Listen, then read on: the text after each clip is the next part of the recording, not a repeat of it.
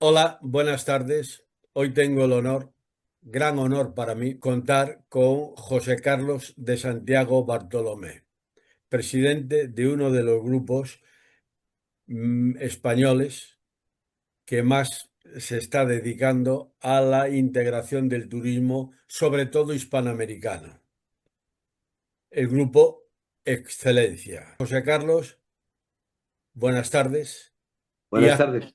y haz tú la presentación de tu grupo porque es tan amplio que yo me tiraría aquí media hora hablando de él. Por lo Bueno, tanto, hazme el favor de hacer la presentación de ese grupo y de paso deja caer que sois los que estáis en Fitur entregando los premios de excelencia. muy bien, Santiago. Muchísimas gracias por la oportunidad que nos das de presentarnos y de utilizar una palabra maravillosa que tú has utilizado, que es Hispanoamérica.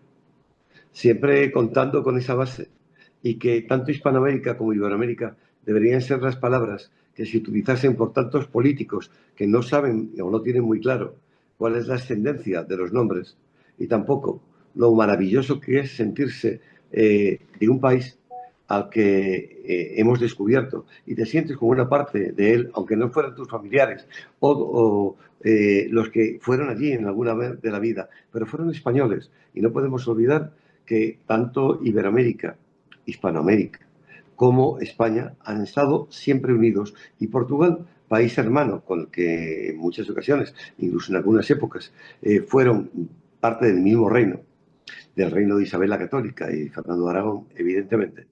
Es la primera parte que nos hizo a nosotros vibrar y pensar en la comunicación entre España e Iberoamérica y después entre España, el mundo e Iberoamérica.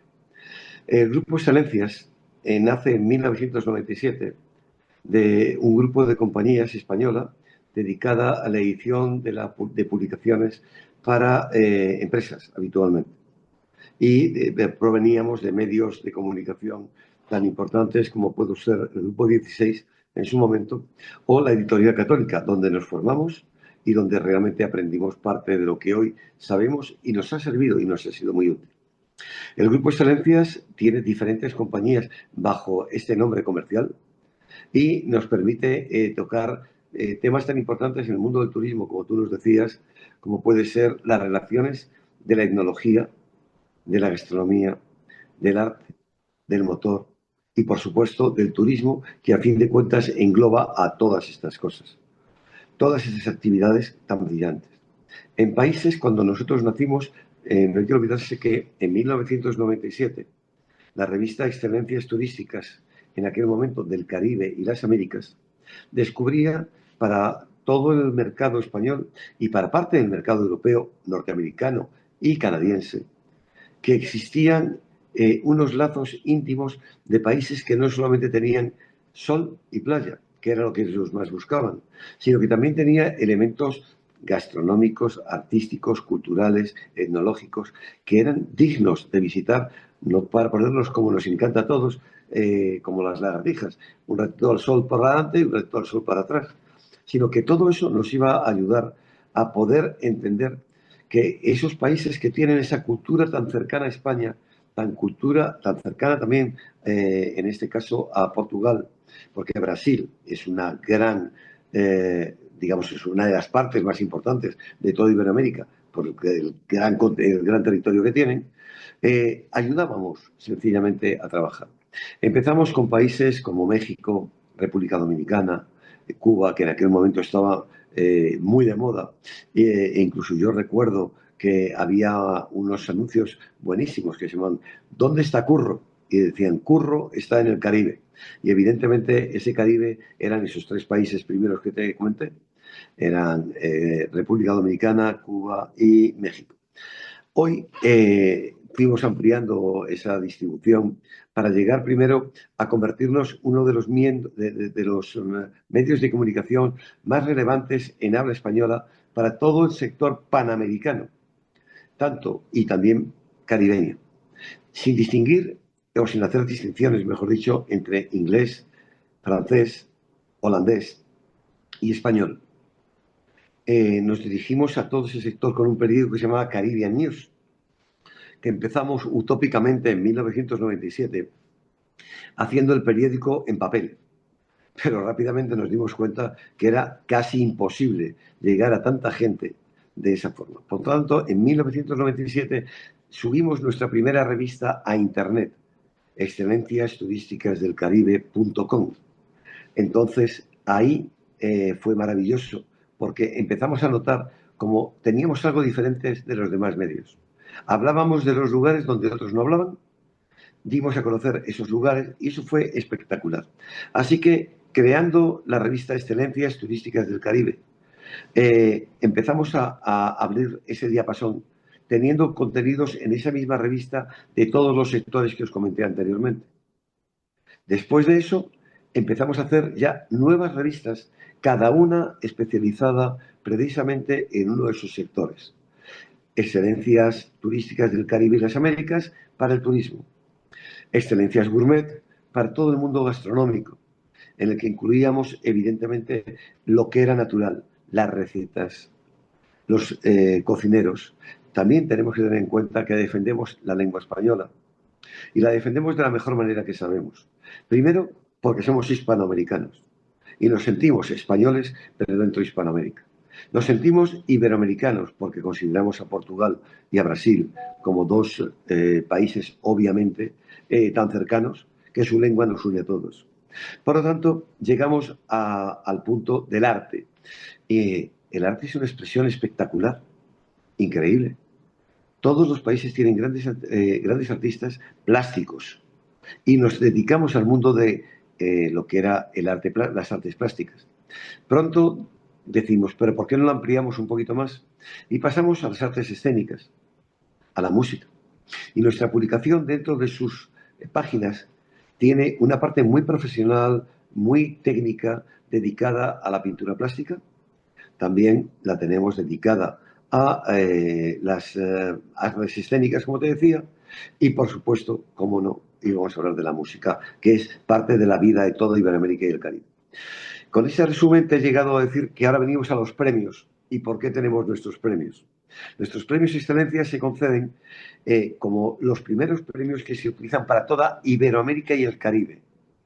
Se hacen en España, se preparan en España y se plantean en un marco, el marco de Fitur, donde es difícil que un año no tengamos pues 30 personalidades, ministros, consejeros, gobernadores, incluso presidentes de gobierno. No podemos olvidarnos del presidente de la República Dominicana, que estuvo hace 2 años, o del gobernador de Puerto Rico, que también lo estuvo, sin hablar de otros muchos.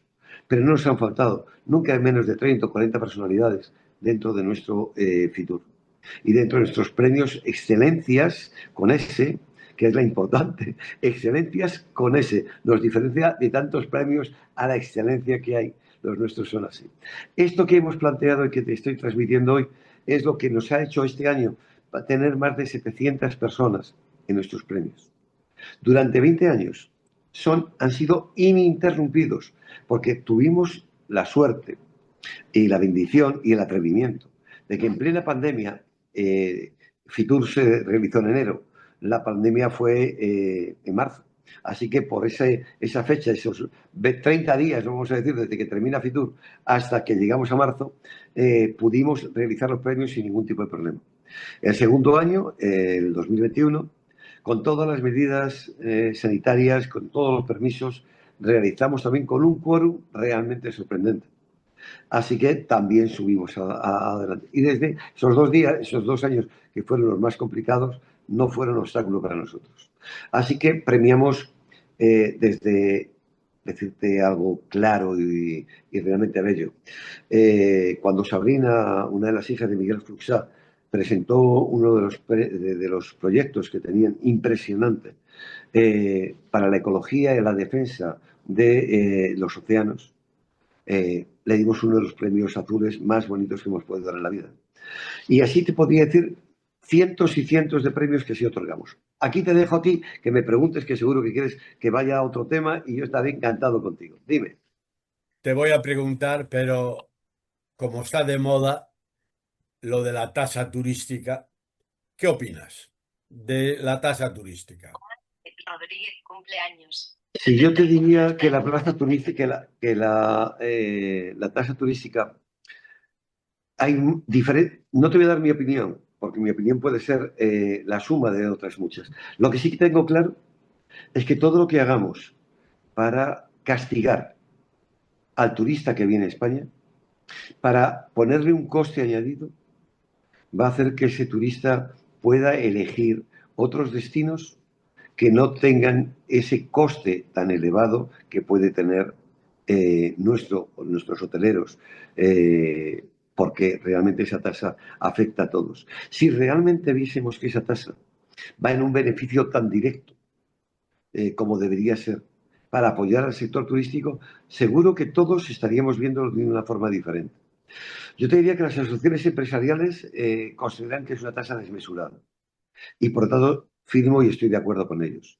Pienso que los gobiernos locales, por ejemplo el de Cataluña, que es exagerado en el mal servicio, en el maltrato al turista, en lo que degenera en la violencia, en la inseguridad de la ciudad, que no han conseguido erradicar. Y encima lo que quieren, y a los ciudadanos dicen que les molesta que haya turistas.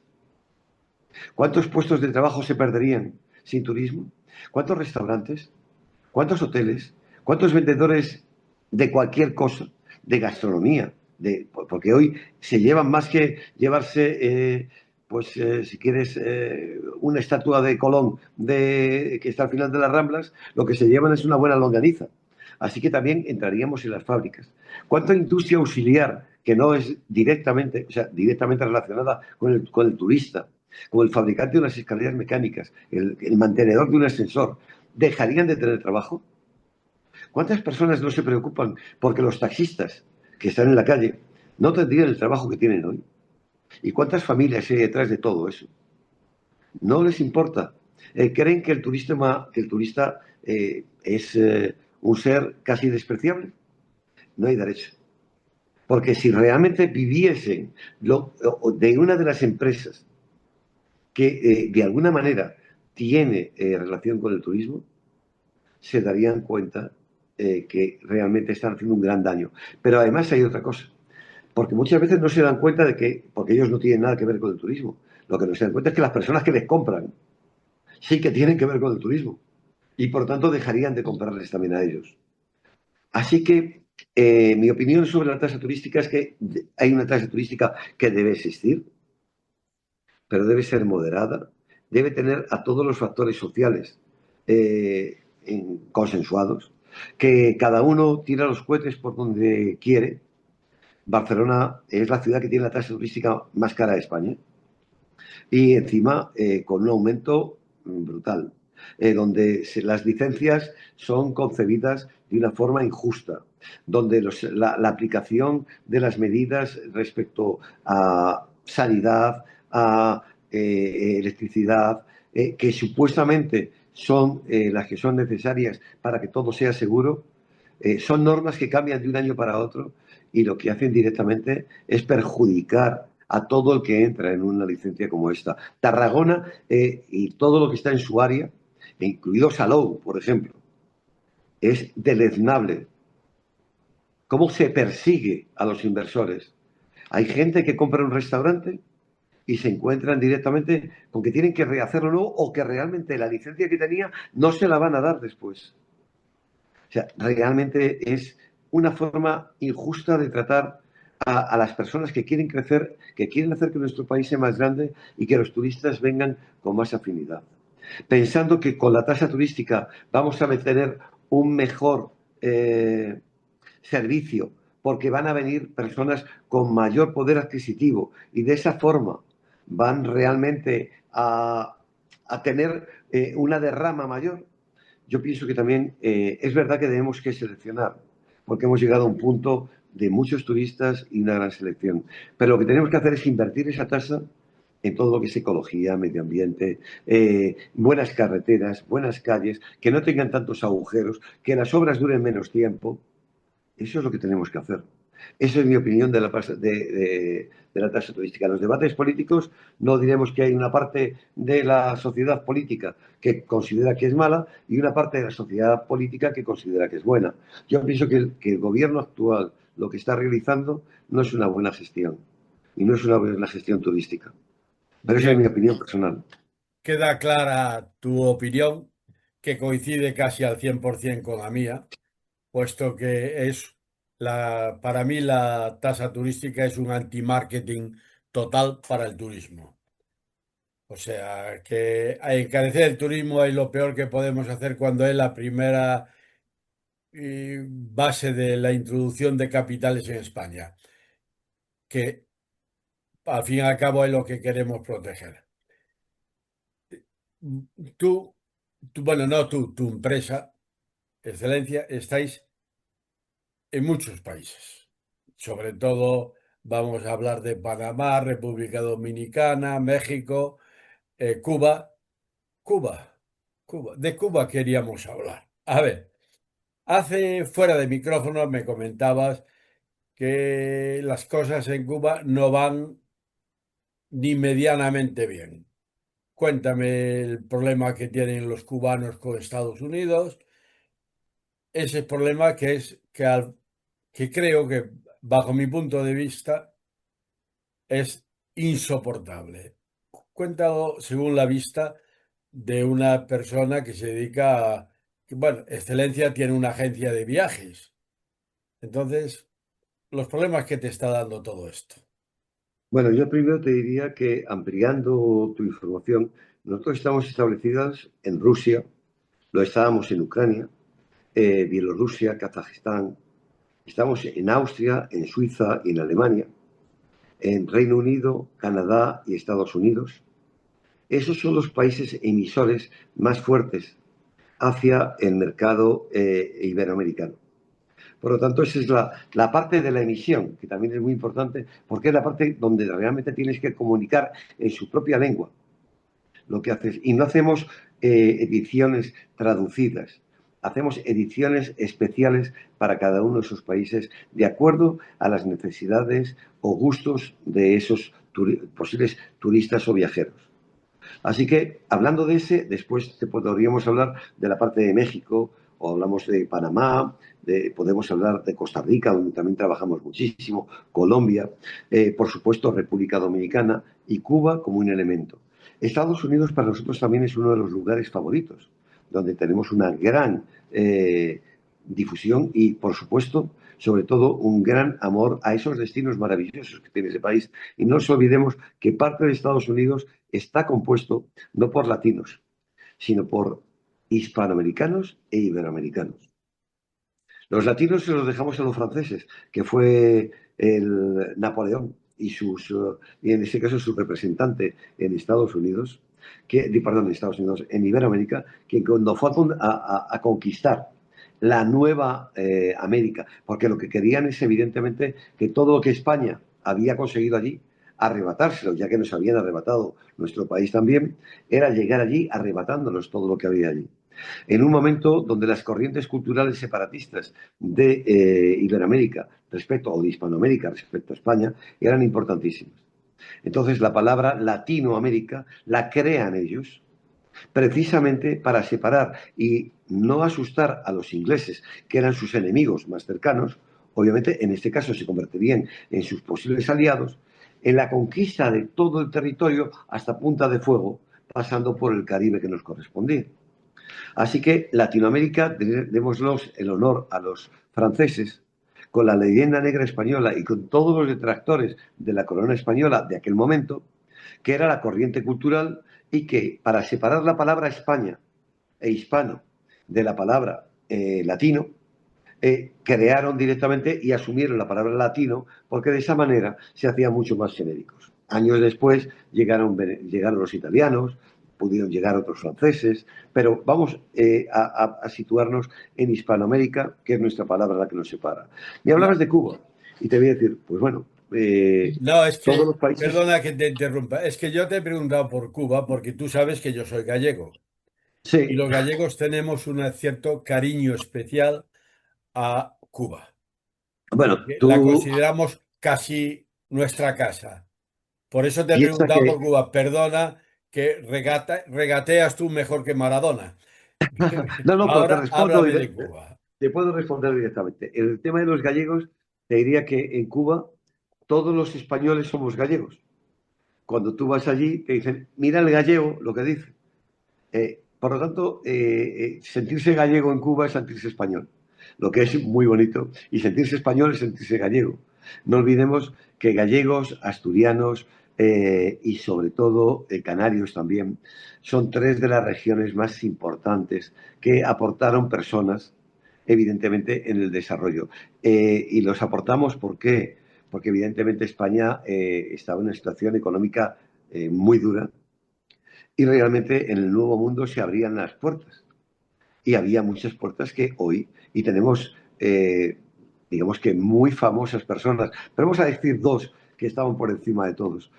Ramón Areces, fundador del Corte Inglés, y Pepín Fernández, de Galerías Preciados.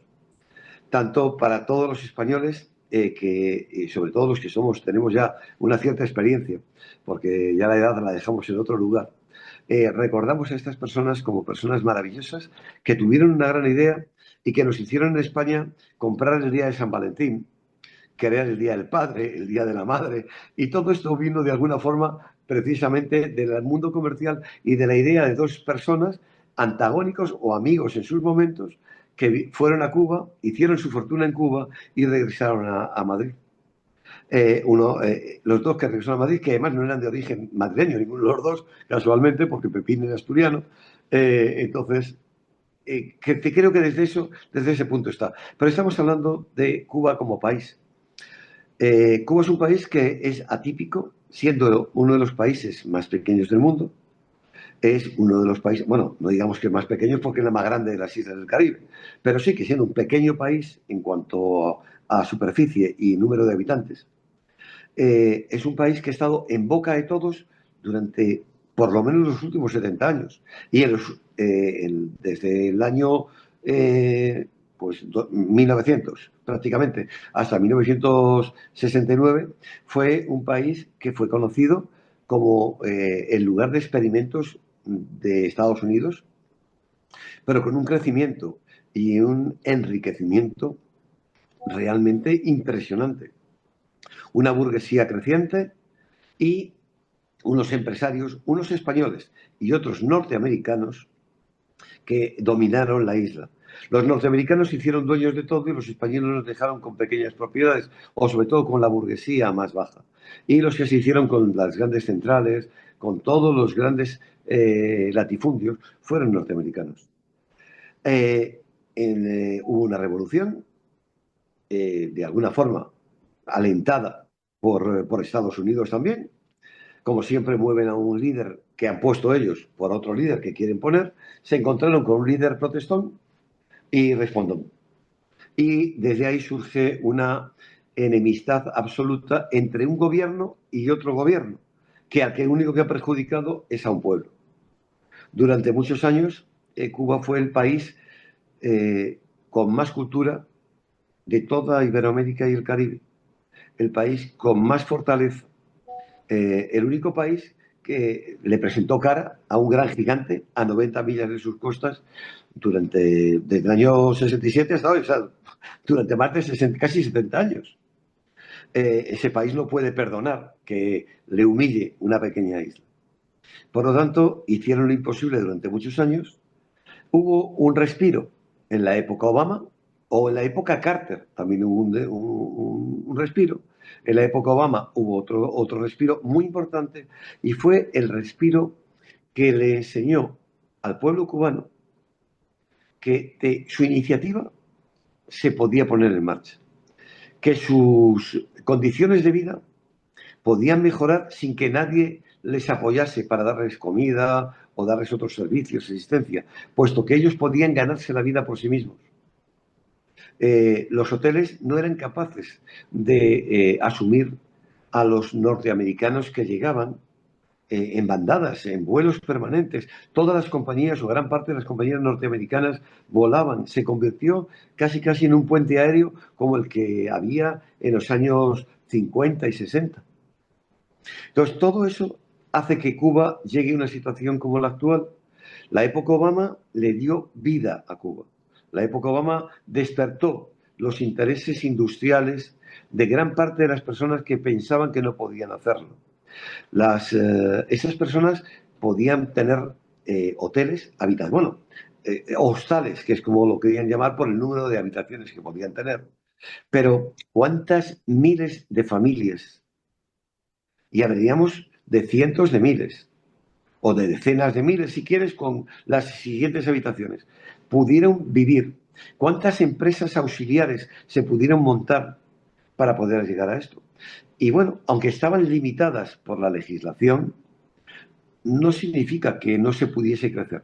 A lo mejor no podías crecer a la velocidad que tú querías, pero sí que es cierto que tenías una ventaja.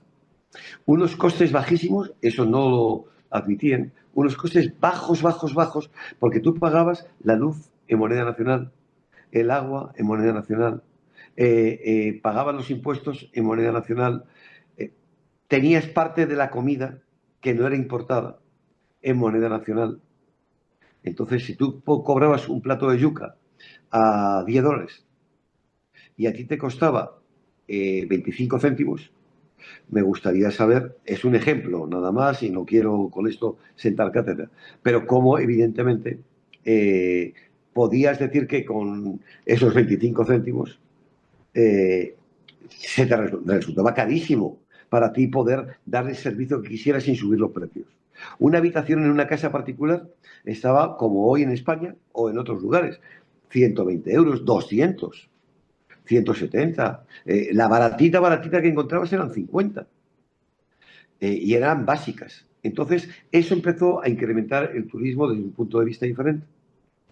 Dejamos eso y ese crecimiento y desarrollo que podía haber sido mucho más si se hubiesen abierto también otras condiciones, pero que realmente hizo feliz a mucha gente. Pasamos de esa a la segunda parte, que es la época Biden y la época Trump. La época Biden, una época que los cubanos pensaban que podía haber sido de continuidad de Obama, pero no fue así. Fue una época destructiva, indecisa, con una política poco clara y ahí pasaron, pero eso fueron 4 años. Inmediatamente después llegó el señor Trump y el señor Trump puso sus condiciones. Ni más ni menos que un buen empresario, un excelente empresario, un gestor de grandes compañías, con ideas muy especiales, muy suyas, desde mi punto de vista, y si tienes que expresar personalmente, bueno, yo no comulgo con esas ideas, pero es porque la libertad de expresión es libre, es para todos, ¿no? Y realmente a mí me parece que hay cosas que son los seres humanos que hay que tratar. Y yo no puedo intentar derribar un gobierno, aunque lo consiga, machacando y masacrando al pueblo, a los seres humanos. O sea, lo más importante de un país no es el territorio, sino son los seres humanos que lo habitan. Si tú lo que haces es masacrar al ser humano, le quitas las posibilidades de vida, de desarrollo. ¿Qué pasó en la pandemia con las medicinas? Ni siquiera tuvieron la posibilidad de tener vacunas. Les cortaron todo el proceso, toda entrada. Realmente eso fue feo y doloroso, porque no puedes ser demócrata matando a seres humanos o dejando morir a seres humanos que no tienen mayor delito que haber nacido en un país. Entonces, realmente eso es lo único feo y lo único malo que puede haber. Y ahora las presiones, no hay gasolina, no hay luz. ¿Todo es culpa del gobierno? Pues bueno, pues yo creo que tampoco es del gobierno cubano. Si los barcos pudiesen llegar con el petróleo, habría petróleo y habría gasolina, si no para todos, para casi todos. O sea, ayer, casualmente, me dicen, no hay gasolina, no hay petróleo, no hay gasoil y se vende por ahí por la calle, pero se está vendiendo a $5, o sea, a 8.000, perdón, que son 5 a 2.500 pesos cubanos el litro. El litro, $5.